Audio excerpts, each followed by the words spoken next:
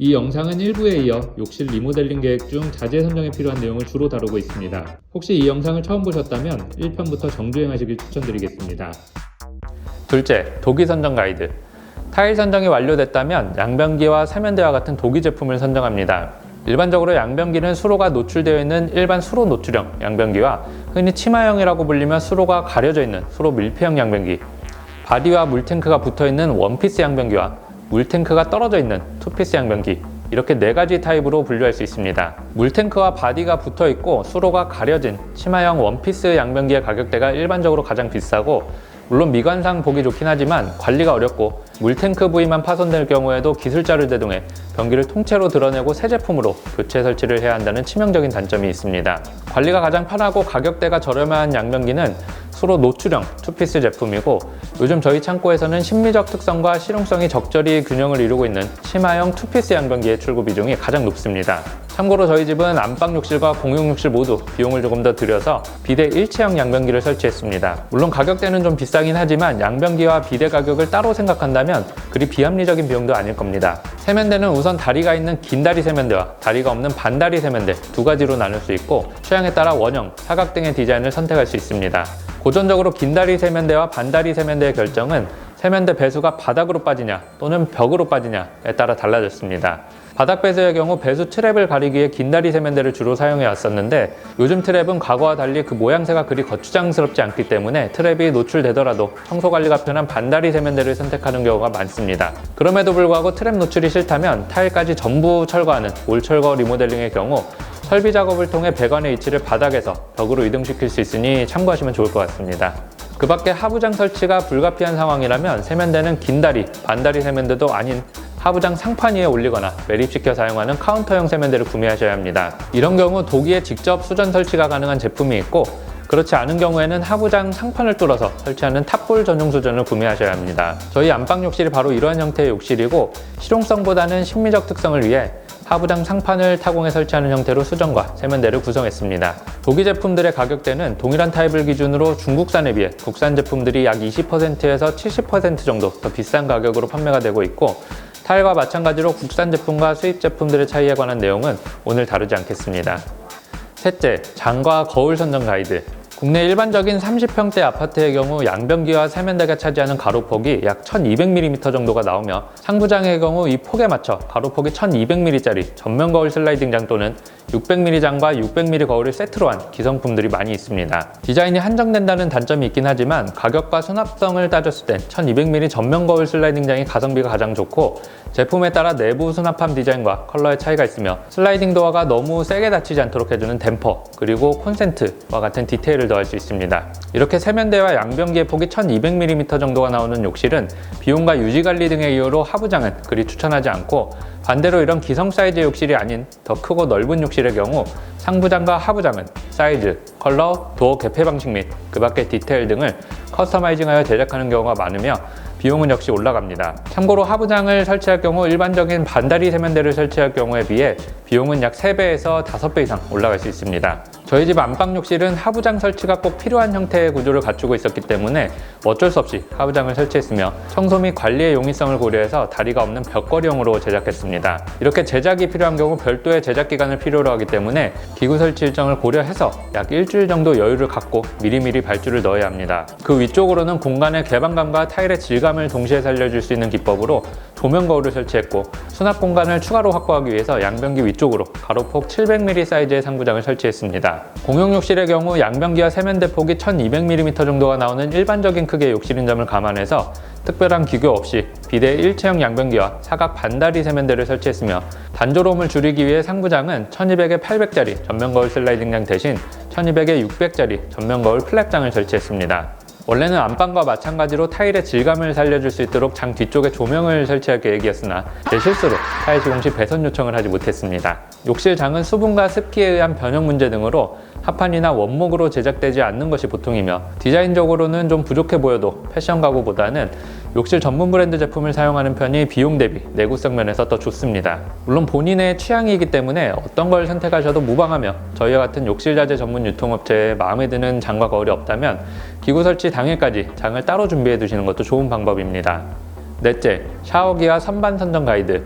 샤워기는 일반적인 욕조 수전에 슬라이드 바를 결합한 형태 그대로 사용이 가능하고, 이 경우 세면대용 원홀 수전과 디자인을 통일시킬 수 있을 뿐만 아니라 흔히 해바라기 수전이라 불리는 레인 샤워기 또는 선반형 레인 샤워기에 비해 가격이 저렴하다는 장점이 있습니다. 선반형 레인 샤워기는 코너 선반 설치를 꺼리는 분들에게 좋고, 대신 선반이 플라스틱으로 되어 있기 때문에 변색이 될 수 있으니 이 점을 알고 구매하시는 편이 좋겠습니다. 물론 그런 문제들을 피할 수 있는 도기 선반 제품들도 있긴 하지만 일반 플라스틱 선반형 레인 샤워기에 비해서 가격이 약 70에서 80% 정도 더 비싸게 형성되어 있습니다. 기존의 욕조를 털어내고 샤워부스로 만드는 경우 수도 배관의 위치가 샤워기를 설치하기에 지나치게 높다거나 또는 낮게 위치해 있을 수 있으니 배관의 위치를 잘 확인하시고 필요한 경우 반드시 타일 시공 전에 배관 위치 조정을 요청하셔야 합니다. 더불어 일반 사각 육가가 아닌 트렌치 육가를 설치할 경우에도 역시 배수구의 위치 조정이 필요할 수 있으니 이 부분도 반드시 타일 시공 전에 확인해야 합니다.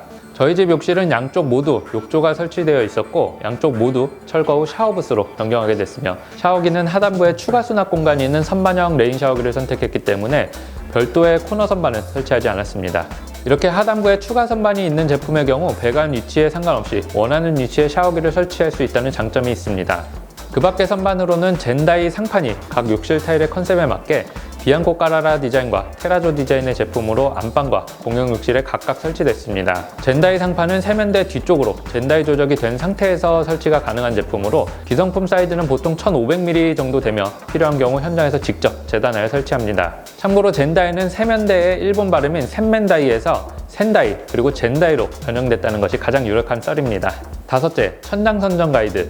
과거와 달리 요즘 화장실 천장 마감은 내습성, 내열성, 내구성이 좋은 아치형 또는 평형 SMC 천장 마감재를 시공합니다. SMC는 열 강화성 수지 천장재로 플라스틱에 유리가루를 섞어 만든 플라스틱의 한 계열로 이해하시면 좋고, 점검구의 형태에 따라 아치형 또는 평형으로 구분되며 보통 형태의 차이에 의한 기능성이나 가격 차이는 없기 때문에 단지 디자인적 취향을 반영해서 고르시면 될 것 같습니다. 조명은 욕실의 크기와 구조에 따라 개수와 위치가 정해지며 환풍기는 원하는 기종으로 설치가 용이하기 때문에 특별히 원하는 제품이 있다면 자재 발주 시 요청을 따로 하시거나 직접 구매하셔서 기구 및 천장 시공일 전까지 마련해 두시면 설치가 가능합니다. SMC 천장 시공은 타일 시공이 완료된 이후 진행되며 시공된 타일 위에 얹어서 실리콘으로 마감됩니다. 참고로 저희 욕실은 두 군데 모두 평형 SMC 천장으로 마감했습니다.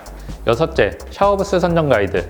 샤워부스는 여다지, 미다지 등의 문의 개폐 방식뿐만 아니라 유리 컬러, 프레임 컬러 등을 선택할 수 있고 사이즈와 디테일에 따라 가격이 올라갈 수 있습니다. 샤워부스는 일반적으로 750 또는 800mm 폭의 샤워 파티션에 비해서 3배에서 5배 정도 비용이 더 들어갈 수 있고, 욕실의 가로 세로 폭이 충분하고 구조적으로도 적합해야 설치가 가능합니다. 보다 실용적인 샤워 공간을 만들기 위해서 물넘침을 방지하기 위한 샤워부스 턱을 만드는 경우가 많고, 이 경우 샤워부스 바깥쪽 바닥의 높이가 더 높아질 수 있기 때문에 욕실화가 문에 걸리는 문제가 발생할 수도 있으니 이 부분에 민감하신 분들은 시공자와 미리 상담을 해보시는 것이 좋습니다. 저희 욕실은 둘 다 미다지 개폐 방식의 샤워부스에 특별한 기교 없이 투명 유리와 실버 프레임을 적용했습니다. 일곱째, 욕조 선정 가이드. 일단 오늘 컨텐츠에서는 이동식 욕조나 범람 욕조 또는 조정 욕조 등 다소 특이한 형태의 욕조는 다루지 않겠습니다. 일반적인 30-40평대 아파트에 주로 설치되는 욕조는 재질에 따라 아크릴, 실키, 오닉스 정도로 분류할 수가 있습니다. 아크릴 욕조는 실키 욕조와 같이 비교적 저렴한 가격으로 시공할 수 있는 욕조이며 범용성이 좋고 무게가 가볍고 충격에 강한 특징이 있습니다. 이 욕조는 아크릴판을 틀에 놓고 성형하여 모양을 만들고 유리 섬유로 보강하는 방식으로 제작합니다. 실키 욕조는 여러 장의 시트를 고온, 고압으로 압축하여 성형한 제품으로 가격이 저렴해서 아크릴 욕조와 함께 가장 대중적으로 시공되고 있는 욕조입니다. 역시 무게가 가볍기 때문에 시공성이 좋고 100도 이상의 고온수에도 변형되지 않으며 아크릴 욕조에 비해 견고하지만 흔들림이 발생하기 쉽고 그에 따른 실리콘 마감이 파손되는 일이 발생할 수 있습니다. 마지막으로 오닉스 욕조는 고급 돌가루 소재를 조밀하게 배합해서 제작한 욕조로 광택이 좋아 고급스럽고 스크래치에 강하며 아크릴 욕조나 실키 욕조에 비해서 변색에도 강하다는 특징이 있습니다. 하지만 같은 사이즈일 때 실키 욕조에 비해서 무게가 2배 정도 더 무겁고 가격 또한 50% 내외로 비싸며 시공자에 따라 추가 비용을 요구할 수도 있습니다. 요즘은 어떤 재질의 욕조를 선택하더라도 하얗게 돌출된 욕조의 표면이 보기 싫어 앞치마 부분을 에이프런으로 마감하지 않고 빈속을 벽돌로 조작하여 채운 뒤 타일로 마감하는 경우가 많이 있습니다. 더불어 최근에는 마치 대중목욕탕과 같이 벽돌 조적으로 틀을 잡고 타일로 마감하는 일명 조정 욕조를 만들어 달라는 요청도 심심치 않게 들어오고 있는데 시공 직후 디자인에 대한 만족도는 어떨지 몰라도 저는 개인적으로 비용, 실용성, 안전성, 관리의 용이성 등 거의 모든 부분에서 좋지 않게 평가하고 있기 때문에 가급적이면 추천하진 않고 있습니다. 또한 욕조 테두리를 조적벽돌로 감싸며 마치 어떤 틀 안에 매립된 것과 같은 느낌이 들 수 있도록 하는 기법도 있긴 하지만 그 고급스러움과는 별개로 욕조의 폭이 넓어지기 때문에 사용자의 보폭을 덩달아 크게 만들고 미끄러운 욕실에서 넓은 보폭으로 움직이는 건 그만큼 균형을 잡기 어렵게 만들 뿐만 아니라 균형을 잃고 넘어졌을 경우 뾰족하게 각진 테두리에 심각한 부상을 당할 수도 있으니 이런 방식의 디자인 기법을 적용하시려면 이런 안전과 관련된 부분들도 충분히 고려하시는 게 바람직할 겁니다. 참고로 저희 집은 부모님의 요청으로 두 군데 모두 욕조를 제거하고 샤워부스로 만들었습니다. 8째, 액세서리 선정 가이드. 보통 욕실 액세서리는 수건걸이, 휴지걸이, 비누대, 컵대 이렇게 사품을 기준으로 생산, 판매되고 있으며 요즘은 실용성과 디자인 등의 이유로 비누대와 컵대는 잘 설치하지 않고 있는 추세입니다. 액세서리 역시 그 종류와 디자인, 가격 등이 다양하게 형성되어 있고 우선적으로 취향에 맞는 제품을 구매하시면 되겠지만 플라스틱 재질과 블랙 컬러, 골드 컬러 등의 제품은 비용과 실용적인 측면에서 그리 추천하지 않고 있습니다. 한 가지 더 참고할 점은 잡지꽂이가 함께 있는 매립형 휴지거리의 설치를 원하신다면 타일 시공 전 미리 시공자와 협의를 해야 합니다. 9째, 시공 부자재. 앞서 설명드린 기준을 토대로 주요 자재들을 전부 선정했다면 타일 시공에 필요한 부자재를 발주해야 하는데 이는 앞서 설명드렸던 대로 복잡하게 설명을 드려봤자 더 혼란스럽기만 할 수 있기 때문에 자세한 설명은 드리지 않겠습니다. 타일 부자재는 떠붙임 시공이냐 아니면 덧붙임 시공이냐에 따라서 그 종류가 달라지고 시공 면적에 따라서 물량이 달라집니다. 게다가 타일을 시공하는 시공자에 따라 또 달라질 수 있기 때문에 어느 정도 자재 업체에서 도움을 받을 수는 있긴 하지만 가능하면 시공자에게 품목과 수량을 확인받은 뒤 다른 품목들과 함께 발주하는 것이 가장 정확합니다. 타일 시공에 필요한 부자재 외에도 세면대 트랩, 그리고 몰딩 및 육가 등 마감재 역시 현장 상황에 맞게 발주를 해야 하는데 이 역시 기본적으로 현장을 가장 잘 알고 있는 시공자에게 사이즈, 종류, 수량 등을 확인받아 발주하는 것이 가장 좋습니다. 이렇게 욕실 주요 품목들과 부자재, 그리고 마감재 등이 전부 합쳐져 총 자재 비용에 대한 견적이 완성되고 나면 결제 후 시공자가 원하는 일정에 맞춰서 자재 입고 요청을 합니다. 시공자로부터 별도의 양중 요청이 없었다면 보통 시공 당일 시공자의 현장 도착 시간에 맞춰서 입고를 진행하고 이와 달리 시공자가 시공일 전 미리 현장에 자재를 올려둘 것을 요청했다면 양중 기사를 따로 섭외하여 미리 자재를 받아야 합니다. 더불어 직영공사의 경우 철거 공정 이후에 나오는 타일 및 기구 시공 폐기물을 직접 처리해야 하는 경우가 발생할 수 있으며 이 부분 역시 공사 시작 전 시공자로부터 내용을 확인받고 그에 맞게 준비를 해두시는 편이 좋습니다.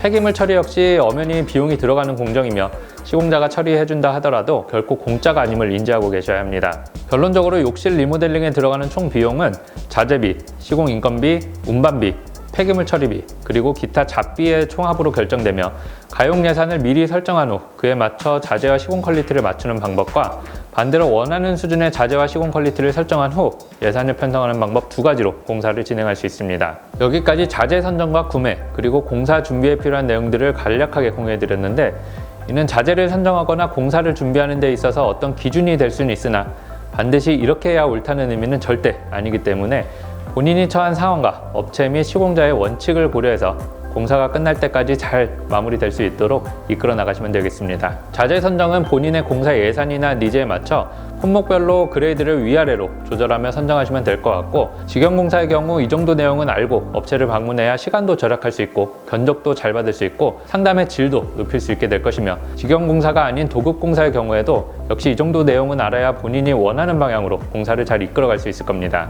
도급공사의 경우 직영공사에 비해서 자재 선정에 대한 자유도가 상대적으로 제한된다는 특징이 있는데 인테리어 업체에 양해를 구한 뒤 본인이 직접 자재를 따로 준비하신다거나 담당자와 함께 원하는 자재 업체에 동행하여 타일 등 주요 품목들을 지정해주는 식으로 이런 한계를 극복할 수 있고 또 그런 사례가 상당히 많아지고 있습니다. 물론 이런 제안은 업체에 따라 흔쾌히 받아들여질 수도 있고 반대로 아예 불가능할 수도 있고 한편으로는 업계에 누가 되는 행위가 될 수 있기 때문에 협의 시 갑의 입장에서 강압적인 태도를 보이기보다는 되도록이면 동의를 구하는 방식으로 매너를 지킬 필요가 있습니다. 참고로 저는 인테리어 사장님이 귀찮은 공정을 하나 덜어낸 것 같은 느낌으로 흔쾌히 요청을 들어주셔서 모든 욕실 자재를 원하는 예산으로 직접 선정, 납품해드리는 방식으로 공사를 진행했습니다.